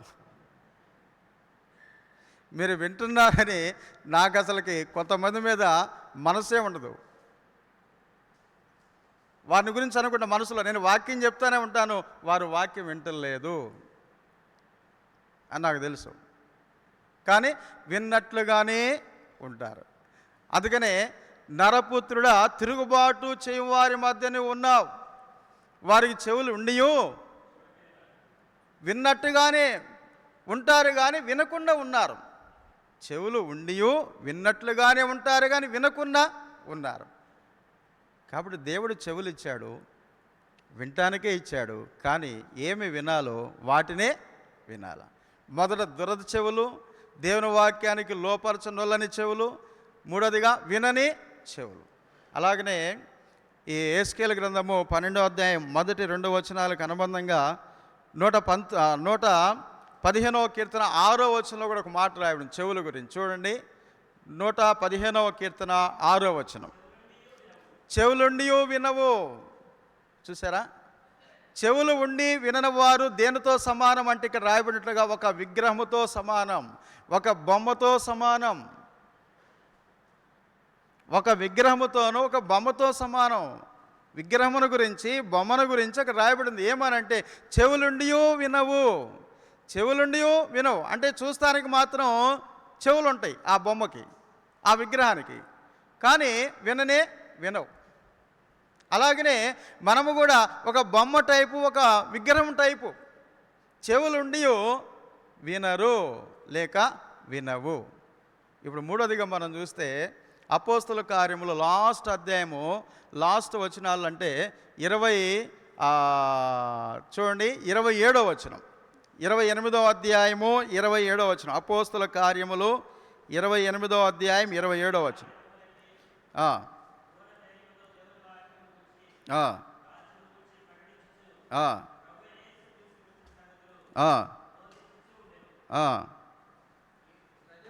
ఈ ప్రజలు 28వ అధ్యాయం 27. ఈ ప్రజలు కన్నులారా చూచి చెవులారా విని మనసారా గ్రహించి నా వైపు తిరిగి నా వలన స్వస్థ పొందకుండానట్లు వారి హృదయము క్రొవ్వి ఉన్నది, వారి చెవులతో మందముగా ఉన్నవి.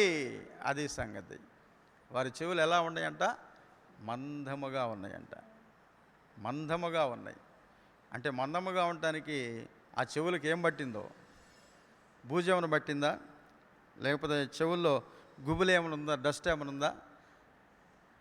లేకపోతే ఇలా కూడా మనం అనుకుందాం, ఆ చెవుల్లో ఏమైనా కొవ్వు ఏమైనా పట్టిందేమో. అవునా? అవును. మనిషి అన్నాక కొవ్వు ఉంటుంది, ప్రతి ఒక్కళ్ళలో కొవ్వు ఉంటుంది. అందుకనే కొవ్వు ఉండే ఈ గుండెకి ప్రాబ్లం వస్తుంది. కొవ్వు ఉండే ఈ గుండెకి ప్రాబ్లం వస్తుంది. ఏదైనా నొప్పి వచ్చిందనుకోండి, ఈ చెయ్యి నొప్పి కానీ లేకపోతే భుజం నొప్పి కానీ ఇదంతా నొప్పి వచ్చిందనుకోండి, మనం వెంటనే వెళ్తాం డాక్టర్ దగ్గరికి.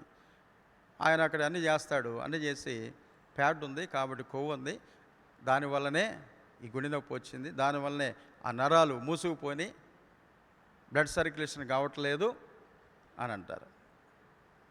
అట్లానే మన ఆత్మీయ జీవితానికి కూడా కొవ్వు పడితే చాలా ప్రమాదం,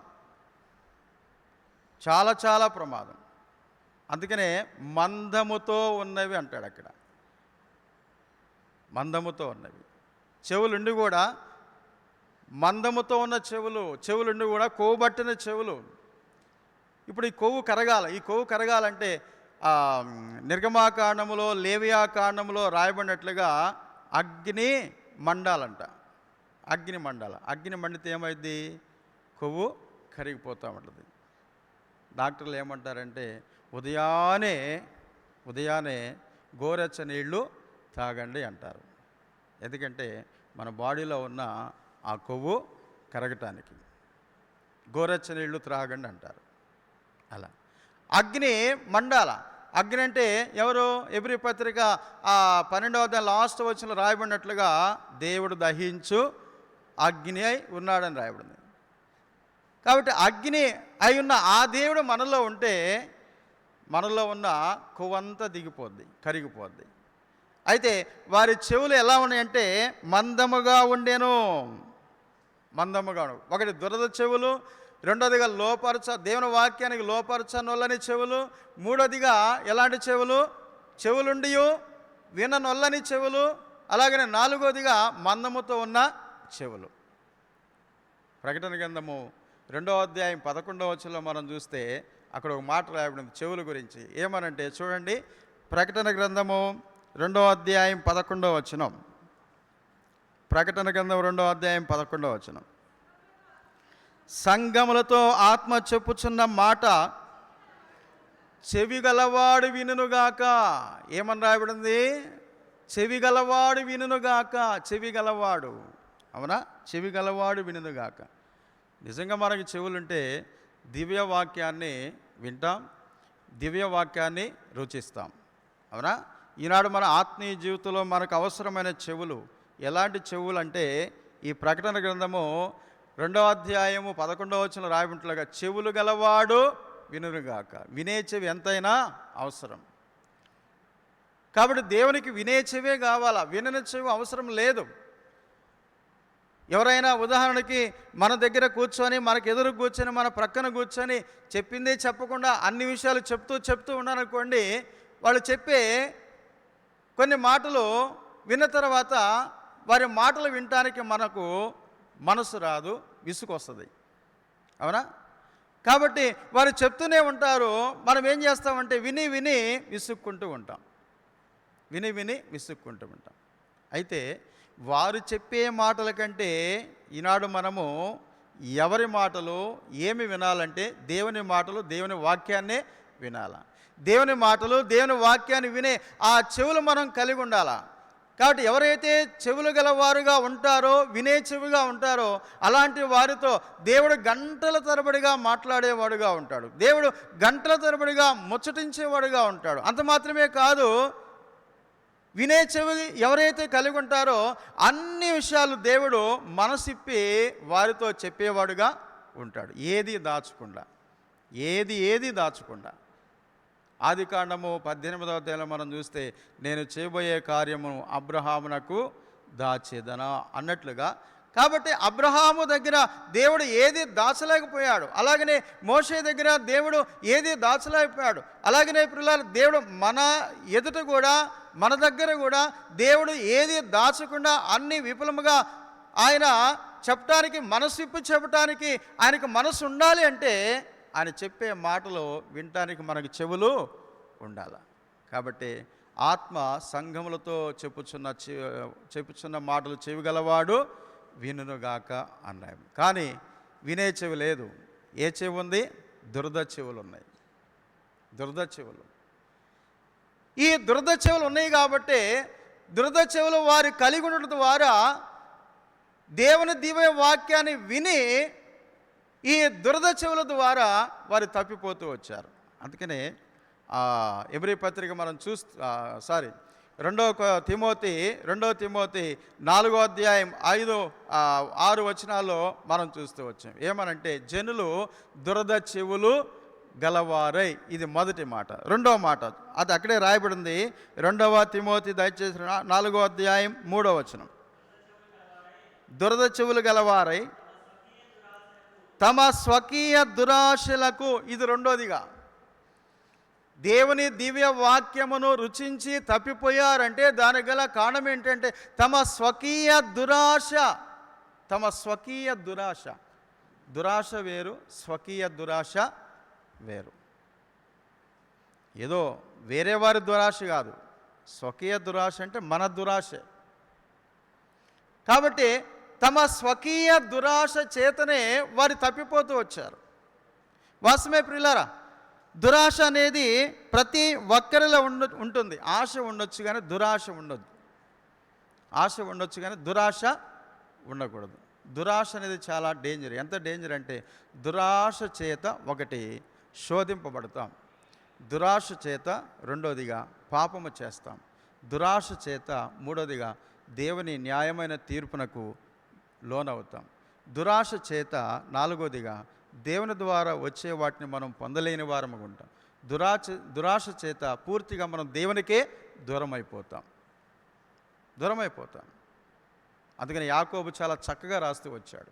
ఈనాడు నీవు నేను శోధింపబడుతున్నామంటే, భ్రమపరచబడుతున్నామంటే, ఈనాడు నీవు నేను తప్పిపోతున్నామంటే దానికి గల కారణం ఏంటి? దురాశ. చూడండి, యాకోబు పత్రిక మొదటి అధ్యాయం 14 నుండి 16 వచనాలు, 3 వచనాల వరకు చూస్తే అక్కడ రాయబడింది. చదవండి. ప్రతివాడును తన స్వకీయమైన దురాశ చేత వీడవబడి మరల కొలుపబడిన వాడై శోధింపబడును. అది సంగతి. ఇప్పుడు నీవు నేను శోధింపబడుతున్నామంటే, శోధింపబడుతున్న మనం ఏమనుకుంటామంటే నన్ను వేరే వారు శోధిస్తున్నారు, నన్ను అపవాదే శోధిస్తుంది, నన్ను నా వ్యాధే శోధిస్తుంది, నన్ను నా బాధే శోధిస్తుంది, అవునా, నన్ను దేవుడే శోధిస్తున్నాడు అని మనం అనుకుంటాం. దేవుడు ఎలా శోధిస్తాడు? దేవుడు శోధకుడు కాదు. శోధకుడు వేరు, పరిశోధకుడు వేరు. దేవుడు పరిశోధకుడు, శోధకుడు అపవాది. రెండోదిగా శోధకుడు మన దురాశ. అంతేగాని దేవుడు ఎవరిని శోధించువాడు కాడు, కానీ అందరినీ పరిశోధించువాడు. అయితే మనము శోధింపడానికి గల కారణము, మనము శోధింపబడుతూ మనము దేవుని మీద నపం వేస్తూ ఉంటాం. దేవుడే నన్ను శోధిస్తున్నాడు. ఆ యోబును శోధించాడు కదా, అలాగని నన్ను కూడా శోధిస్తున్నాడు అని. యోబును శోధించిన వాడు దేవుడు కాడు, అపవాది. శోధన నుండి తప్పించిన వాడు దేవుడు. అలాగనే హెబ్రీ పత్రికలో రాయబడింది, తాను శోధింపబడుచున్న వారికి సహాయము చేయగలవాడునై ఉన్నాడు. చూద్దాం రండి. హెబ్రీ పత్రిక దయచేసి చదవండి. 2వ అధ్యాయం 18వ వచనం. హెబ్రీ పత్రిక 2వ అధ్యాయం 18వ వచనం. తాను శోధింపబడి శ్రమ పొందిన గనుక శోధింపబడు వారికి సహాయము చేయగలవాడునై ఉన్నాడు. కాబట్టి యోబు శోధింపబడ్డాడు, అపవాది ద్వారా దేవుడు యోబుకు సహాయం చేశాడు. అలాగనే మనము శోధింపబడుతున్నాం, అపవాది ద్వారా, మన దురాశ ద్వారా దేవుడు మనకు సహాయపడుతున్నాడు శోధన నుండి తప్పించడానికి, కాపాడటానికి. కాబట్టి ఈ మాటను బట్టి మనం చూస్తే దేవుడు ఎవరిని ఎక్కడ ఎప్పుడు ఏ విషయంలో కూడా శోధించేవాడు కాడు. మనము శోధింపబడుతున్నామంటే మొదటగా మన దురాశ చేత మనము శోధింపబడుతున్నాం. ఒకటి. రెండోది 15వ వచనం.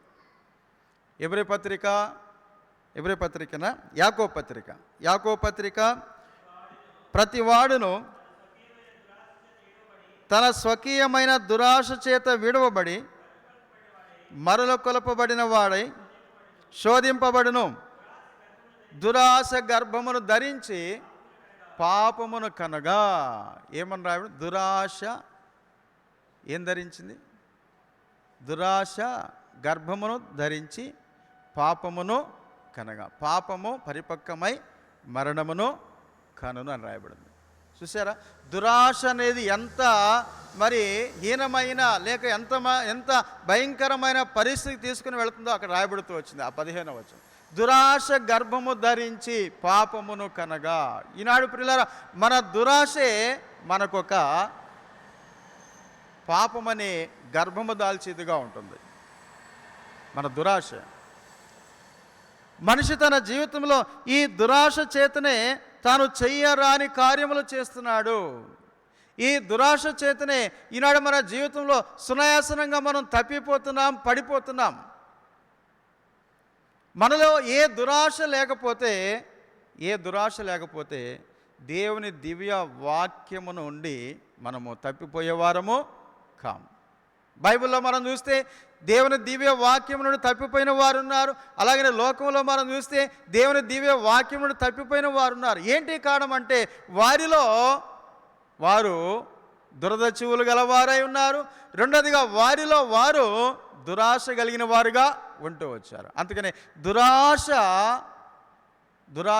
చాలా డేంజర్. ఈనాడు మన ఆత్మీయ జీవితంలో ప్రియులారా, దురాశ అనేది ఉండకూడదు. ఆశ ఉండొచ్చు, దేవుని వాక్యం మీద ఆశ ఉండొచ్చు, దేవుని మందిరం మీద ఆశ ఉండొచ్చు, దేవుని మీద ఆశ ఉండొచ్చు, దేవునికి ప్రార్థించాలన్నా ఆశ ఉండొచ్చు, దేవుని ఆరాధించాలన్నా ఆశ ఉండొచ్చు, దేవుని కార్యాలు చేయాలన్నా ఆశ. అంతేగాని దురాశ అనేది మనలో ఉండకూడదు. ఇప్పుడు 15-16 పూర్తి చేయండి. యాకోబు పత్రిక 1వ అధ్యాయం 15-16 వచనాలు. దురాశ గర్భము ధరించి పాపమును కనుగా పాపం పరిపక్వమై మరణమును కనును. నా ప్రియ సహోదరులారా మోసపోకుడి. చూసారా ఏమన్నాడు యాకోబు? ఏమన్నాడు? నా ప్రియ సహోదరులారా మోసపోకుడి. దేని చేత? దురాశ చేత. ఒకటి, దురాశ చేత శోధింపబడతాం. దురాశ వలన ఈనాడు మనం పొందవలసినవి పొందలేకుండా దేవుని దగ్గర నుండి దేవుని న్యాయమైన తీర్పుకు లోనవుతాం. అంత మాత్రమే కాదు, పాపము చేసిన వారముగా పాపమును కట్టుకున్న వారముగా ఉంటాం. పాపము ద్వారా మరణాన్ని కూడా కంటాం. మూడోది ఇక్కడ ఏమని రాయబడింది? మోసపోతాం. అందుకని నా ప్రియ సహోదరులారా మోసపోకుడి అని రాయబడుతూ వచ్చింది. మోసపోకుడి అంటే దేని చేత? దురాశ చేతనే. కాబట్టి దేవుని దివ్య వాక్యమును అనుభవించి రుచించిన వారి జీవితంలో తప్పిపోయారు. తప్పిపోవటానికి గల కారణం ఏంటంటే వారిలో ఉన్న దురాశను బట్టి. ఇది రెండోదిగా. ఇప్పుడు 4వ వచనం చదవండి. 2 తిమోతి 4వ అధ్యాయం 4వ వచనం. 2 తిమోతి 4వ అధ్యాయం 4వ వచనం. సత్యమునకు చెవి ఇవ్వక చాలమ్మా. మూడోదిగా మనం చూస్తే తప్పిపోవటానికి గల కారణం ఏంటంటే సత్యమునకు చెవి ఇవ్వక, చెవి యొగ్గక, సత్యమునకు చెవి ఇవ్వక. అవునా? ఎవరు వీరు? వాస్తవంగా చెప్పాలంటే సత్యములో ఉన్న వారిని గురించే పౌలు మాట్లాడుతున్నాడు. అయితే సత్యములో ఉన్నాము అని చెప్పుకుంటున్న వారు సత్యమునకు చెవి యొగ్గక, చెవి ఇవ్వక. అంటే సత్యమునకు చెవి ఇవ్వట్లేదంటే, చెవి యొగ్గట్లేదంటే వారు సత్యములో ఉన్నట్లుగా ఉన్నారు కానీ సత్యాన్ని అసత్యముగా మార్చేవారుగా ఉన్నారు. మరి పైకి మాత్రము సత్యములోనే ఉన్నాం. మాలో సత్యం ఉన్నది, మేము సత్యమే చెప్తున్నాం. అవునా? సత్యంలోనే నడుస్తున్నాం, సత్యాన్నే కలిగి ఉన్నాం అని పైకి చెప్తారు. కానీ వారిలో ఏముంటుందంటే అసత్యం ఉంటుంది. అందుకనే అపోస్తలుడైన పౌలు రోమీయులకు రాస్తూ 1వ అధ్యాయంలో ఏమన్నాయంటే ఇట్టి వారిని గురించి చూడండి. రోమాపత్రిక 1వ అధ్యాయం 25వ వచనం. 1వ అధ్యాయము 25వ వచనం. అట్టివారు దేవుని సత్యమును అసత్యమునకు మార్చి సృష్టికర్తకు ప్రతిగా సృష్టమును పూజించి సేవించిరి. అట్టివారు సత్యమును అసత్యమునకు మార్చిరి. అట్టివారంటే ఎట్టివారు? ఆ పై వచనాల్లో మనం చూస్తే దేవుణ్ణి ఎరిగిన వారు, దేవుణ్ణి ఎరిగి కూడా దేవునిగా మహిమపరచని వారు. దేవుణ్ణి ఎరిగిన వారంటే రెండోదిగా వారు ఎలాంటి వారు? ఎబ్రీ పత్రిక 6వ అధ్యాయం 5వ వచనంలో రాయబడినట్లుగా దివ్య వాక్యమును అనుభవించిన వారు, రుచించిన వారు. అట్టివారు లేక సత్యములో ఉన్నాము అని చెప్పుకునే అట్టివారు సత్యమును అసత్యమునకు మార్చిరి అని రాయబడుతూ వచ్చింది. ఈ కారణాన్ని బట్టి ఈనాడు మన ఆత్మీయ జీవితంలో తప్పిపోవటానికి గల కారణం, మనం తప్పిపోతున్నామంటే సత్యమును అసత్యమునకు మారుస్తున్నాం. సత్యము సత్యమే, అసత్యము అసత్యమే. సత్యమునకు అసత్యమునకు ఏమాత్రము పోలిక లేదు. కాబట్టి ఏది ఏమైనా కానీ సత్యము సత్యమే, అసత్యము అసత్యమే. లోకములో ఒక మాట ఉంది. ఏంటి ఆ మాట? ఒక సామెత ఉంది. నీళ్లు పల్లము ఎరుగు, నిజము దేవుడు ఎరుగు అని ఒక సామెత ఉంది. నీళ్లు పల్లము ఎరుగు, నిజము దేవుడు ఎరుగు. కాబట్టి దేవుడు సత్యవంతుడు, దేవుడు అసత్యము పలికేవాడు కాడు. దేవుని దగ్గర అసత్యానికి చోటు లేనే లేదు. దేవుడు సత్యవంతుడు. అయితే సత్యవంతుడైన ఆ దేవుని మనము కలిగి ఉన్నాం. సత్యవంతుడైన ఆ దేవుని దివ్య వాక్యాన్ని మనం వింటమే కాదు, రుచించిన తర్వాత కూడా ఈనాడు నీవు నేను అసత్యములోనికి మార్చబడుతూ వచ్చాం. సత్యమును అసత్యముగా చేస్తున్నాం. సత్యమును అసత్యముగా చేయటం ద్వారానే మనము దేవుని యొక్క దివ్య వాక్యమును అనుభవించి కూడా రుచించి కూడా తప్పిపోతూ వచ్చాం. ఇది 3వ కారణం. 4వదిగా చివరిగా అక్కడే రాయబడింది 4వ వచనంలో, 2 తిమోతి 4వ అధ్యాయం 4వ వచనంలో చూడండి, కల్పనా కథల వైపు తిరిగి కాలము వచ్చి ఉన్నది. కల్పనా కథలు చాలామందికి ఈ రోజుల్లో మనం చూసినట్టయితే వాక్యము కంటే ఇష్టపడేది కల్పనా కథలు. వాక్యము కంటే ఎక్కువగా ఇష్టపడేది కల్పనా కథలు.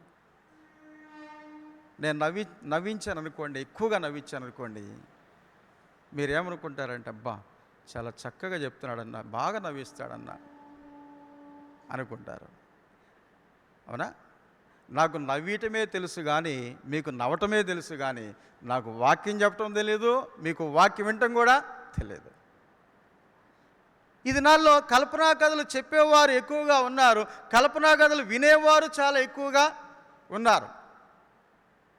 అందుకనే అపోస్తలుడైన పౌలు ఏథెన్సుకు వచ్చినప్పుడు ఆ ఏథెన్సులో ఉన్న ప్రజలకు దేవుని వాక్యాన్ని బోధిస్తూ వచ్చాడు. దేవుని వాక్యాన్ని బోధిస్తూ ఉండగా ఏథెన్సు వారు అపోస్తలుడైన పౌలు నోటి వైపు అలానే చూస్తూ, పౌలు గారు ఏదైనా క్రొత్త సంగతి ఉంటే చెప్పండి, ఇదేదో బాగుంది, ఏదన్నా క్రొత్త సంగతి ఉంటే చెప్పండి అని అలా క్రొత్త సంగతి మీద దృష్టి పెట్టి క్రొత్త సంగతి యందు చెప్పుట యందును వినుట యందును వారు కాలము గడుపుతూ వచ్చారంట. అపోస్తల కార్యములు దయచేసి రండి. అపోస్తల కార్యం 17వ అధ్యాయం 20, 21, 22 వచనాలు.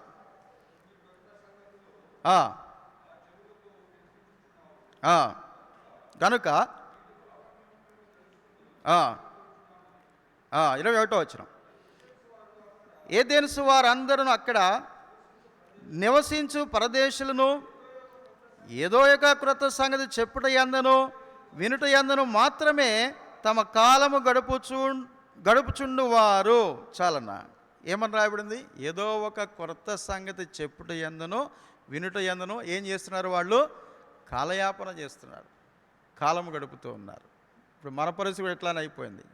కాలం గడుపుతున్నాం, కాలయాపన చేస్తున్నాం. ఏదో ఒక క్రొత్త సంగతి చెప్పుట యందును వినుట యందును కాలం గడుపుతూ ఉన్నాం. కాబట్టి కల్పనా కథల వైపు మన దృష్టి ఎక్కువ ఉన్నది, కల్పనా కథల వైపు మన చెవులు ఎక్కువగా ఉన్నాయి, కల్పనా కథల వైపే మనము గురిపెడుతున్నాం. వాక్యం అంటే కల్పనా కథలు కాదు, వాక్యమే. కల్పనా కథల ద్వారా కల్పనా కథలు వినటానికి కొంచెం ఎంజాయ్గా ఉండొచ్చు, సంతోషంగా ఉండొచ్చు, లేక ఆనందంగా ఉండొచ్చు, లేక నవ్వు రావచ్చు. దానివలన ఎలాంటి లాభం, ఎలాంటి ప్రయోజనము లేనే లేదు. దానివలన మనం ఆత్మీయంగా ఎదగలేం. ఆ కల్పనా కథల ద్వారా ఆత్మీయంగా మనం జీవించలేం, ఆత్మీయంగా మనం ప్రభుని ఎదుర్కొనలేం. మనం ఆత్మీయంగా జీవించాలంటే, ప్రభుని ఎదుర్కోవాలంటే దేవుని దివ్య వాక్యము ద్వారానే, దేవుని దివ్య వాక్యం వినుట ద్వారానే, దేవుని దివ్య వాక్యం అనే ఆ మాధుర్యమును మనం అనుభవించడం ద్వారానే దేవుని మనం ఎదుర్కొనే వారముగా ఉండగలుగుతాం. కాబట్టి వారు ఏదో ఒక క్రొత్త సంగతి చెప్పుట యందును వినుట యందును వాళ్ళు ఏం చేస్తున్నారు? కాలం గడుపుతూ ఉన్నారు. ఇట్లానే మనం కాలం గడుపుతూ ఉంటే యేసుప్రభువు వస్తాడు, పోతాడు. మనం ఇట్లానే క్రొత్త సంగతి యందు చెప్పుట యందు వినుట యందు కాలం గడుపుతూ ఉన్నాం అనుకోండి, ఆయన వస్తాడు, పోతాడు. ఆయన వెళ్ళిపోయిన తర్వాత మనం ఆయన వస్తాడు, నన్ను తీసుకెళ్తాడు, ఆయన వస్తాడు, నన్ను ఇదే పాట. ఈ పాట పాడుకుని నరకంలో పోతాం. కాబట్టి ప్రియులారా, ఈనాడు మన ఆత్మీయ జీవితంలో ఏదో కల్పనా కథల వైపు మన మనసు ఉంచకూడదు, కల్పనా కథల వైపు మన దృష్టి ఉంచకూడదు, కల్పనా కథల వైపు మన చెవులు ఉంచకూడదు. అందుకనే ఏథెన్సు వారిని గురించి పౌలు ఏమంటున్నాడో చూద్దాం రండి. ఆ 22వ వచనం, 22వ వచనం చూడండి. అపోస్తల కార్యములు పౌలు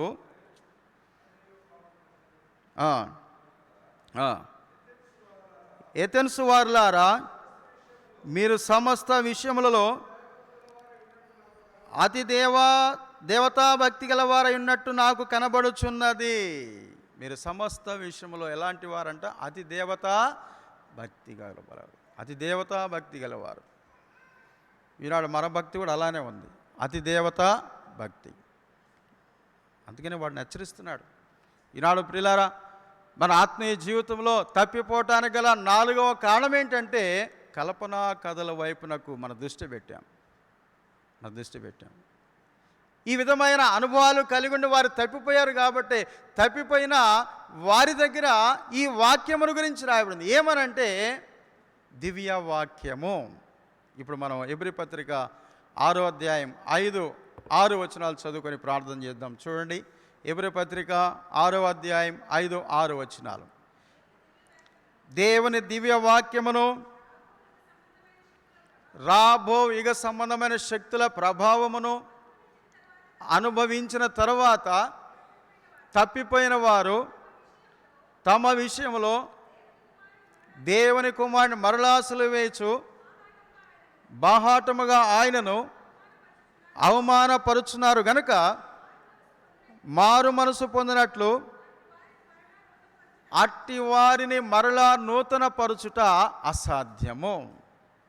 ఇలాంటి వారు ఉన్నారు కాబట్టి ఇలాంటి వారికి పైన ఈ దివ్య వాక్యం గురించి రాయబడింది. ఎవరు వీరంటే దివ్య వాక్యమును రుచించిన వారు. దివ్య వాక్యమును రుచించి తప్పిపోయిన వారు. తప్పిపోవటానికి గల కారణము దురద చెవులు. అలాగనే తప్పిపోవటానికి గల కారణము రెండోదిగా స్వకీయ దురాశ. మూడోదిగా తప్పిపోవటానికి గల కారణము అసత్యము. తప్పిపోవటానికి గల కారణము కల్పనా కథలు. ఈ విధంగా వీటిని బట్టే తప్పిపోతూ వచ్చారు. అందుకనే వారు తప్పిపోయారు. కాబట్టి తప్పిపోవటానికి గల కారణం ఇది. కాబట్టి ఆ హెబ్రీ పత్రిక 6వ అధ్యాయం 5వ వచనంలో దేవుని దివ్య వాక్యం రుచించి అని రాయబడుతూ వచ్చింది. ఈనాడు మన జీవితంలో ఈ దివ్య వాక్యాన్ని రుచిస్తూనే ఉండాలా. రుచించిన మనము ఏ విషయంలో కూడా, ఏ కోణంలో కూడా ఎప్పుడు కూడా తప్పిపోకుండానే ఈ దివ్య వాక్యాన్నే మనం ఇంకనూ రుచించే వారముగా జీవించాలి. ప్రార్థన చేస్తాం. ప్రేమగల మా ప్రియమైన తండ్రి, మహోన్నతుడు అయిన దేవా, సర్వకృపానిధి, దయాదాక్షిణ్య పూర్ణుడా, నీతి న్యాయములు కలిగిన వాడా, మొదటి తెస్సలోనికలు 2వ అధ్యాయం 13వ వచనం, ఆ వాక్యమే విశ్వాసులైన మీలో కార్యసిద్ధి కలుగజేసినదని రాయబడుతూ వచ్చింది. మీ వాక్యమును గురించి మరొక తలంపు ఈ రాత్రి మాకు తెలియజేస్తూ వచ్చారు, దివ్య వాక్యమని. కాబట్టి నాయన, ఆ దివ్య వాక్యం ఎంతో మధురమైనదని, తేనె కంటే, జుంటె తేనె దారుల కంటే మధురమైనదని, ఆరోగ్యకరమైనదని, మంచిదని, హితవాక్యమని మీరు సెలవిస్తూ వచ్చారు. అలాంటి వాక్యమును అనుభవించి రుచించి తప్పిపోయిన వారు తప్పిపోవటానికి గల కారణం ఏంటో 4 విషయాలు తెలియజేస్తూ వచ్చారు. ఈనాడు మా జీవితంలో కూడా మేమును తప్పిపోతూ వచ్చాము. కాబట్టి మమ్మల్ని జ్ఞాపకం చేసుకొని మరలా తిరిగి నాయన మమ్మలను మీ హక్కున చేర్చుకున్నట్లుగా మాతో మాట్లాడుతూ వచ్చారు. మీరు మాట్లాడుతూ వచ్చిన ప్రతి లేఖన భాగాన్ని బట్టి వందనాలు. మీ వాక్యాన్ని బట్టి, అనగా దివ్య వాక్యాన్ని బట్టి నాయన మీకెంతో వందన స్తోత్రాలు చెల్లిస్తూ ఘనపరుస్తూ మహింపరుస్తూ ఉంటున్నాం. చేరవచ్చిన ప్రతి ఒక్కరిని జ్ఞాపకం చేసుకో, ఆత్మీయంగా బలపరచండి దేవా, కరుణించండి నాయన. మరి పెద్ద సుశీలకు హాస్పిటల్లో ఉన్నారు, దయ చూపించు నా తండ్రి. మంచి ఆరోగ్యంతో నింపండి, దేహంలో మీ పునరుద్ధాన శక్తి నింపండి. ఆయన్ని ప్రాణమును కాపాడును అని రాయబడిన ఆ మాటను నా తండ్రి మరి సహోదరి పక్షాన్ని నెరవేర్చి మహిమను పొందమని, ముందున్న పరిచర్య కొరకు సంపూర్ణంగా సిద్ధించమని, వచ్చిన వారిని దీవించు ఆశీర్వదించమని, ఆత్మీయంగా బలపరచమని యేసు క్రీస్తు ఘననామములో ప్రార్థించి స్తుతించి అడిగి వేడుకుంటున్నాం మా తండ్రి. ఆమేన్. మన తండ్రి అయిన దేవుని ప్రేమ, ప్రభువైన యేసు క్రీస్తు వారి కృప, పరిశుద్ధాత్మ ఆదరణ సహవాసం చేరువచ్చిన మనకందరికీ, లోకములో దేవుని ప్రేమించు వారికందరికీ, సార్వత్రిక సంఘమునకు ఇప్పుడు ఎల్లప్పుడూ సదాకాలము తోడైన నడిపించి కాపాడునుగాక. ఆమేన్. అందరూ ప్రైజ్ ది లార్డ్. పెద్ద సుశీలక హాస్పిటల్లో ఉంది, నారాయణ హాస్పిటల్లో. ఆమె కొరకు ప్రార్థన చేయండి. మీ అనుదిన ప్రార్థనలో జ్ఞాపకం చేసుకోండి.